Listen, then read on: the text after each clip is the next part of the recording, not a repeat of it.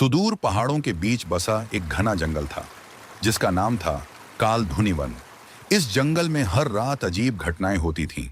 जानवरों को अंधेरे में किसी की आहट सुनाई देती, पर जब वे पलट कर देखते तो वहां कुछ नहीं होता। धीरे धीरे जंगल के जानवर गायब होने लगे। हिरण, खरगोश और यहां तक कि कुछ ताकतवर बाघ भी बिना किसी सुराग के लापता हो रहे थे। इस रहस्य को सुलझाने का जिम्मा जंगल के सबसे बुद्धिमान भालू बलराम ने उठाया। उसने अपने दोस्त चालाक लोमड़ी चित्रा के साथ मिलकर एक योजना बनाई। बलराम और चित्रा ने जंगल में एक जगह पर कुछ मीट और फल रखे और खुद पास ही एक गुफा में छिप गए। रात के समय जब पूरा जंगल सो रहा था, तभी उन्होंने हल्की सरसराहट सुनी। झाड़ियों के बीच से एक परछाई निकली, एक बड़ा खतरनाक काला भेड़िया। पर यह कोई साधारण भेड़िया नहीं था। यह तो काल भेड़िया एक श्रापित प्राणी था जो दिन में एक साधारण जानवर की तरह रहता था और रात में एक राक्षसी भेड़िए में बदल जाता था।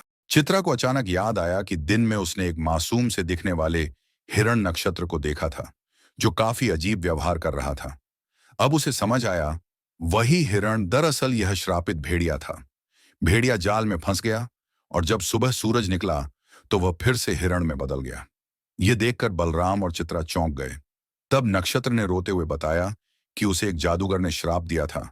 हर रात वह भेड़िया बन जाता और भूख उसे निर्दोष जानवरों का शिकार करने पर मजबूर कर देती।